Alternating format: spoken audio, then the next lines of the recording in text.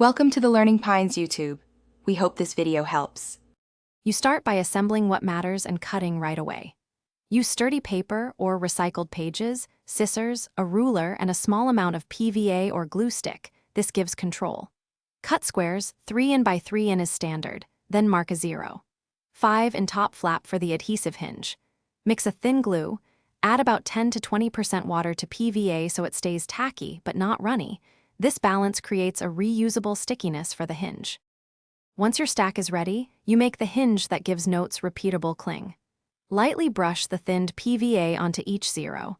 5 in flap, do not soak the paper because moisture weakens fibers. Stack sheets so the flaps overlap evenly, then press under a book or wait to set for 10 to 15 minutes.